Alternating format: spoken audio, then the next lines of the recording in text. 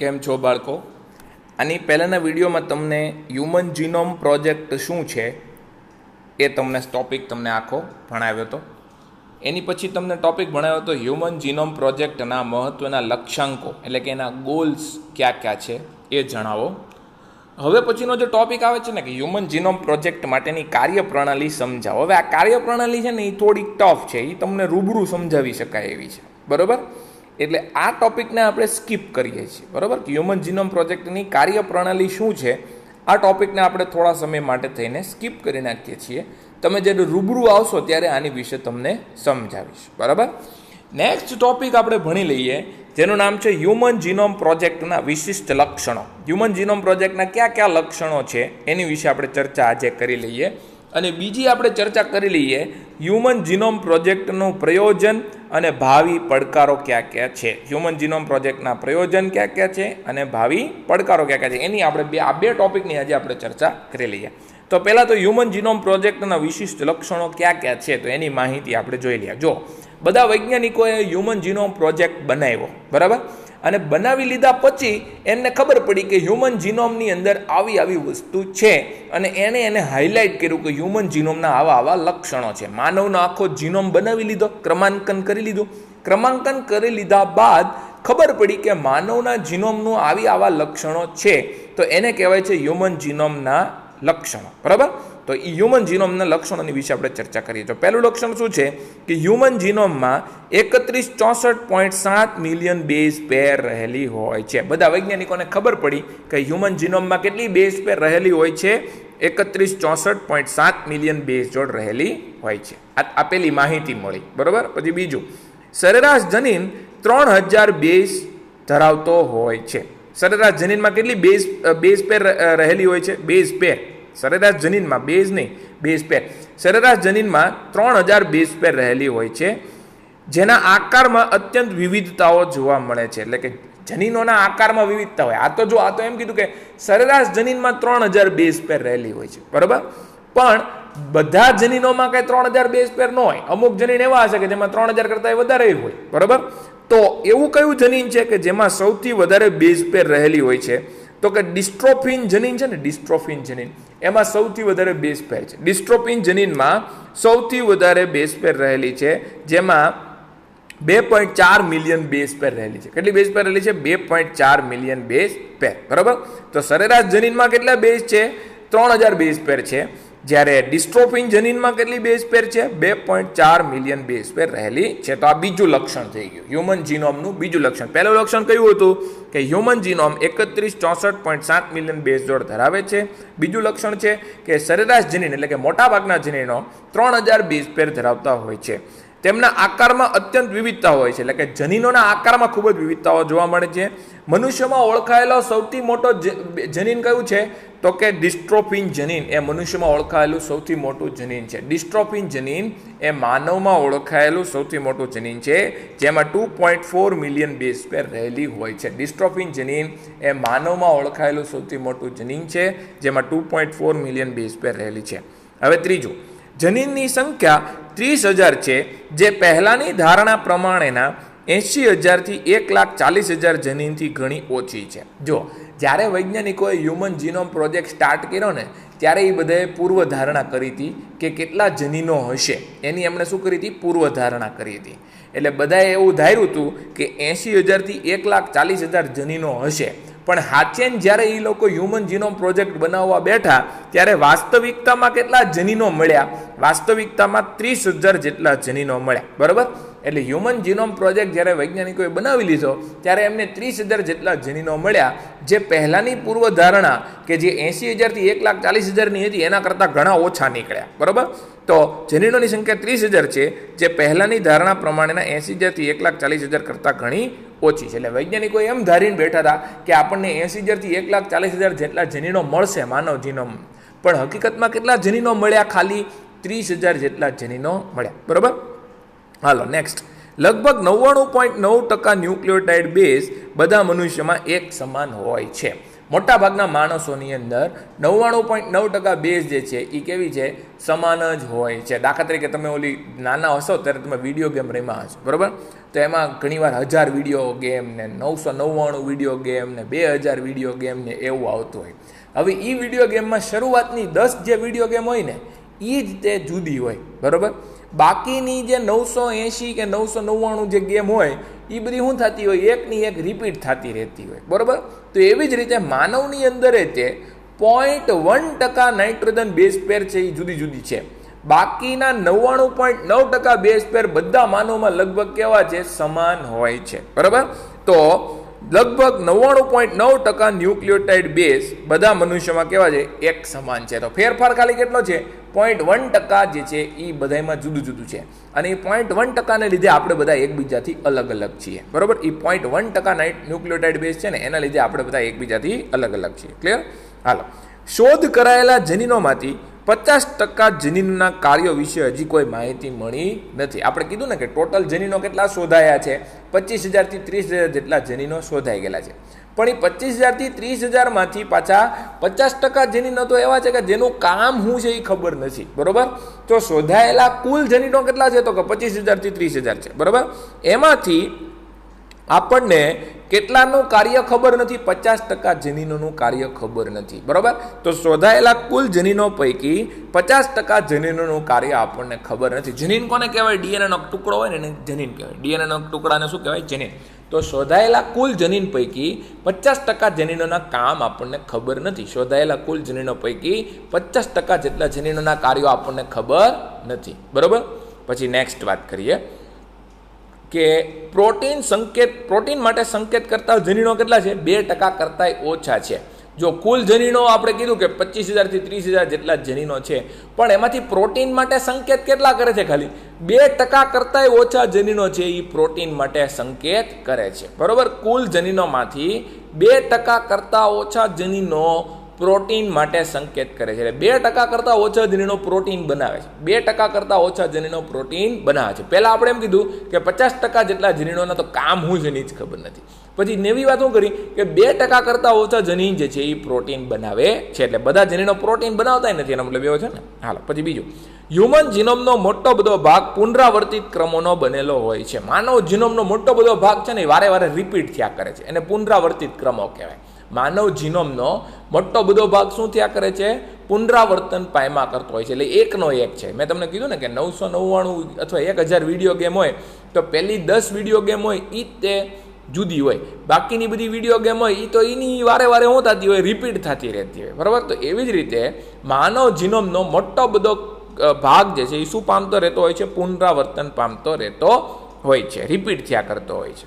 હાલો, પછી નેક્સ્ટ વાત, પુનરાવર્તિત ક્રમો ડીએનએના વિસ્તરેલા ભાગો છે જે ક્યારેક 100 થી 1000 વખત પુનરાવર્તન પામતા હોય છે, બરાબર? આપણે એમ કીધું કે મોટાભાગનો ડીએનએનો ભાગ જે છે, મોટાભાગનું ડીએનએ જે છે પુનરાવર્તન પામતું હોય છે. તો કેટલી વખત પુનરાવર્તન પામતું રહેતું હોય છે? તો 100 વખતથી 1000 વખત પુનરાવર્તન પામે છે. મોટાભાગનું ડીએનએ જે છે એ પુનરાવર્તન પામતું રહેતું હોય છે. કેટલી વખત પુનરાવર્તન પામે છે? 100 થી 1000 વખત પુનરાવર્તન પામતું રહેતું હોય છે, બરાબર? પુનરાવર્તિત ક્રમો એ ડીએનએનો વિસ્તરેલો ભાગ છે જે ક્યારેક 100 થી 1000 વખત પુનરાવર્તન પામતા હોય છે અને તેઓ ક્યારેય સંકેતિક કાર્યોમાં સંબંધિત હોતા નથી. એટલે પુનરાવર્તિત ક્રમો હોય ને જે વારે વારે પુનરાવર્તન પામતા હોય એ ક્યારેય સંકેતન કરે નહીં, એટલે એમાંથી ક્યારેય પ્રોટીન બનતું નથી, બરાબર? પુનરાવર્તિત ક્રમો જે હોય કે જે વારંવાર પુનરાવર્તન પામતા હોય, 100 થી 1000 વખત જે પુનરાવર્તન પામતા હોય એ ક્યારેય સંકેતનનું કાર્ય કરતા નથી. અને ક્યારેય સંકેતનનું કાર્ય ન કરતા હોવાને લીધે થઈને ક્યારેય પ્રોટીન બનાવતા નથી. ઉપર આપણે વાત કરી જ ને કે પ્રોટીન તો ખાલી 2% જનીનો જ બનાવે છે. તો બાકીના બધા જે પુનરાવર્તિત ક્રમો છે એ કોઈ પ્રોટીન બનાવવામાં ભાગ લેતા નથી, કારણ કે એ કોઈ સંકેતન કરતા નથી, બરાબર? નેક્સ્ટ વાત કરીએ, પુનરાવર્તિત ક્રમો જે છે એ રંગસૂત્રોની રચના, રંગસૂત્રોની ગતિકીય અને રંગસૂત્રના વિકાસની જાણકારી આપે છે. પુનરાવર્તિત ક્રમો છે એ સાંકેતિક કાર્ય નથી કરતા. તો ભગવાને એ આપ્યા શું કામ હશે? તો કે પુનરાવર્તિત ક્રમો છે ને એ રંગસૂત્રોની રચનામાં મદદ કરે છે, રંગસૂત્રોની ગતિકીયમાં મદદ કરે છે અને રંગસૂત્રોના વિકાસની હારે જોડાયેલા છે, બરાબર? આપણે એમ કીધું કે પુનરાવર્તિત ક્રમો એ કોઈ સંકેતિક કાર્ય કરતા નથી. તો કાંઈક તો કાર્ય કરતા હશે ને. તો કયું કાર્ય કરે છે? રંગસૂત્રની સંરચના બનાવવામાં મદદ કરે છે, રંગસૂત્રની ગતિકીય સાથે સંકળાયેલા હોય છે અને રંગસૂત્રના વિકાસની સાથે સંકળાયેલા હોય છે. બરાબર. પુનરાવર્તિત ક્રમો એ કોઈ સાંકેતિક કામ નથી કરતા, તો એ કયું કામ કરે છે? એ રંગસૂત્રની સંરચના સાથે સંકળાયેલા છે, રંગસૂત્રની ગતિકીય સાથે સંકળાયેલા છે અને રંગસૂત્રના વિકાસની માહિતી આપતા હોય છે. બરાબર. હાલો, 8મું માહિતી શું છે? 8મું લક્ષણ કયું છે? પ્રથમ રંગસૂત્ર સૌથી વધુ જનીન ધરાવે છે. પહેલું રંગસૂત્ર હોય ને, માણસમાં તો 46 રંગસૂત્રો છે, એમાંથી પહેલા નંબરનું રંગસૂત્ર હોય ને એમાં સૌથી વધારે જનીન આવેલા હોય. કેટલા જનીન આવેલા છે? 2968 જેટલા જનીન આવેલા છે. 2968 જેટલા 2968 જનીનો આવેલા છે પહેલા રંગસૂત્રમાં. મેં તમને કીધું કે માનવમાં 46 રંગસૂત્રો છે, તો એમાંથી પહેલા રંગસૂત્રમાં કેટલા જનીનો છે? 2968. કેટલા જનીનો છે? 2968 જેટલા જનીનો છે. અને છેલ્લું રંગસૂત્ર કયું હોય? તો કે વાય રંગસૂત્ર. નરમાં છેલ્લું રંગસૂત્ર કયું હોય? વાય રંગસૂત્ર. વાય રંગસૂત્રમાં કેટલા જનીનો રહેલા છે? 231 રંગસૂત્રો રહેલા છે. એનો મતલબ એમ કે વાય રંગસૂત્ર સૌથી નાનું છે અને પહેલું રંગસૂત્ર એ સૌથી મોટું છે. પહેલું રંગસૂત્ર એ સૌથી મોટું છે અને વાય રંગસૂત્ર કેવું છે? સૌથી નાનું. એ તો આપણે 5મા ચેપ્ટરમાં ભણી ગયા છીએ. 5મા ચેપ્ટર જ્યારે આપણે ચર્ચા કરી હતી ત્યારે આપણે કીધું હતું પહેલું રંગસૂત્ર મોટું હોય અને વાય રંગસૂત્ર જે સૌથી નાનું હોય છે. તો પહેલા રંગસૂત્રમાં કેટલા જનીનો રહેલા છે? 2968. અને વાય રંગસૂત્રમાં કેટલા જનીનો રહેલા છે? 231. બરાબર. આ 8મું લક્ષણ છે. હાલો, 9મું લક્ષણ. મનુષ્યમાં વૈજ્ઞાનિકોએ લગભગ 1.4 મિલિયન સ્થાનો એકલ બેઝ પેર તફાવત ધરાવતા હોય એવા ગોત્યા છે. માનવના જીનોમમાં 1.4 મિલિયન સ્થાન એવા છે કે જ્યાં ફક્ત એક નાઇટ્રોજન બેઝ પેરનો તફાવત જોવા મળે છે. બરાબર. મનુષ્યના જીનોમમાં કેટલા એવા સ્થાનો છે કે જ્યાં એક નાઇટ્રોજન બેઝ પેરનો તફાવત જોવા મળે છે? એટલે ખાલી એક નાઇટ્રોજન બેઝ પેર જુદી પડતી હોય ને, ખાલી એક જ નાઇટ્રોજન બેઝ પેર જુદી પડતી હોય એવા કેટલા સ્થાન છે? 1.4 મિલિયન સ્થાનો છે કે જ્યાં ફક્ત એક નાઇટ્રોજન બેઝ પેરનો તફાવત રહેલો છે, જેને સિંગલ ન્યુક્લિયોટાઇડ પોલિમોર્ફિઝમ કહેવાય. આ વસ્તુને શું કહેવાય? સિંગલ ન્યુક્લિયોટાઇડ પોલિમોર્ફિઝમ, અને શોર્ટમાં બોલાય છે સ્નિપ્સ. શું બોલાય છે? સ્નિપ્સ અથવા SNPs બોલાય છે. સિંગલ ન્યુક્લિયોટાઇડ પોલિમોર્ફિઝમ એટલે કે એક નાઇટ્રોજન બેઝ પેરની તફાવત હોય એવા કેટલા સ્થાનો છે? 1.4 મિલિયન સ્થાનો રહેલા છે. માનવ જીનોમમાં એવા કેટલા સ્થાનો છે કે જ્યાં ફક્ત એક નાઇટ્રોજન બેઝ પેરનો તફાવત રહેલો હોય એવા જગ્યા છે? 1.4 મિલિયન સ્થાન એવા છે કે જ્યાં ફક્ત એક નાઇટ્રોજન બેઝ પેરનો તફાવત રહેલો હોય છે. એને સિંગલ ન્યુક્લિયોટાઇડ પોલિમોર્ફિઝમ કહેવાય છે, અથવા તો સ્નિપ્સ બોલાય છે, અથવા તો SNPs બોલાય છે. ક્લિયર? હાલ, તો આ છે હ્યુમન જીનોમ પ્રોજેક્ટના વિશિષ્ટ લક્ષણો. 9 લક્ષણોની ચર્ચા કરી. કેટલા લક્ષણોની ચર્ચા કરી? 9. 3 માર્કમાં અથવા 4 માર્કમાં બહુ IMP ક્વેશ્ચન છે, પૂછાય એવો છે. બરાબર. એટલે હરખી રીતે પાકો કરવાનો છે. આ માહિતી રંગસૂત્રોમાં એ સ્થાનો, રોગો સાથે સંકળાયેલા ક્રમ અને માનવ ઇતિહાસની તપાસ કરવામાં મદદ કરે છે. એટલે આ જે માહિતી તમે ઉતારીને આમ હ્યુમન જીનોમના જે લક્ષણો જે છે એ હેમાં મદદ કરે છે? હ્યુમન જીનોમના લક્ષણો રંગસૂત્રોમાં એ સ્થાનો કે જે રોગો સાથે સંકળાયેલા હોય અને માનવના ઇતિહાસ વિશે પણ માહિતી આપે છે. એટલે હ્યુમન જીનોમ પ્રોજેક્ટના જે બધા લક્ષણો છે એ આપણને શેમાં મદદ કરે છે? તો કે માનવ રંગસૂત્રો ઉપર આવેલા એવા કયા સ્થાનો છે કે જે બીમારી કરે છે? માનવ રંગસૂત્રોમાં એવા કયા સ્થાનો આવેલા છે જે રોગ સાથે સંકળાયેલા છે અને માનવનો ઇતિહાસ શું છે, આપણો ઉદ્વિકાસ કઈ રીતે થયો છે, એ બધું સમજવામાં મદદ કરે છે. ક્લિયર? તો આ થઈ ગયા 9 લક્ષણ. હાલો, હવે નેક્સ્ટ વાત કરીએ હ્યુમન જીનોમ પ્રોજેક્ટનું ભાવિ આયોજન અને ભાવિ પડકારો. બરાબર. હ્યુમન જીનોમ પ્રોજેક્ટના ભાવિ આયોજન અને ભાવિ પડકારો 2 માર્કમાં પૂછાઈ શકે એવું છે. આમ આખી વાર્તા છે. બરાબર. આમ કંઈ બહુ છે નહીં, પણ 2 માર્કમાં કદાચ પૂછાઈ શકે. DNAના અનુક્રમો દ્વારા મેળવેલી જાણકારી અને સંશોધનોથી જૈવિક તંત્રને સમજવામાં બહુ અનુકૂળતા થઈ ગઈ. એટલે DNAની આખી માહિતી તમે મેળવી લીધી ને, આખો અનુક્રમ તમે જાણી લીધો, આખો DNAનો ક્રમ જાણી લીધો, એનાથી તમને શેની માહિતી મળી? જૈવિક તંત્ર એટલે કે સજીવોને સમજવામાં આપણને બહુ મદદ મળી કે સજીવ હકીકતમાં છે શું, એ કેવી રીતે બનેલો હોય, એની અંદર શું રહેલું હોય, એમાં કેવી રીતે પ્રોટીન બનતા હોય, કેવી રીતે પ્રોટીન ન બનતા હોય, એ બધી વસ્તુની તમને માહિતી મળી. તો DNAના ક્રમની માહિતી મળવાને લીધે અથવા એમાં સંશોધન થયું એના લીધે થઈને જૈવિક તંત્રો એટલે કે સજીવને સમજવાની આપણને મદદ મળી. કોને સમજવામાં મદદ મળી? સજીવને સમજવામાં મદદ મળી. આ વિશાળ કાર્ય માટે સાર્વજનિક અને પ્રાઇવેટ સેક્ટરમાં વિવિધ ક્ષેત્રોના વિશેષજ્ઞોની સર્જનાત્મકતા અને કૌશલ્યનો ઉપયોગ કરી શકાશે. એટલે હ્યુમન જીનોમ પ્રોજેક્ટ જે છે એમાંથી જે બધી માહિતી મળી અથવા હ્યુમન જીનોમ પ્રોજેક્ટ જ્યારે કરવામાં આવ્યો ત્યારે સાર્વજનિક ક્ષેત્ર અને પ્રાઇવેટ સેક્ટરમાં જે રહેલા હોય ને વિવિધ તજજ્ઞો, એ તજજ્ઞોની સર્જનાત્મકતા અને કૌશલ્યનો પણ આપણે ઉપયોગ કરી શકીએ ને. એટલે એમના જ્ઞાનનો આપણે ફાયદો લઈ શકશું. બરાબર. સાર્વજનિક ક્ષેત્ર અને પ્રાઇવેટ ક્ષેત્રમાં રહેલા વિવિધ તજજ્ઞોના જ્ઞાનનો આપણે લાભ લઈ શકશું હ્યુમન જીનોમ પ્રોજેક્ટની અંદર અને હ્યુમન જીનોમ પ્રોજેક્ટમાંથી મેળવેલી માહિતી દ્વારા. બરાબર.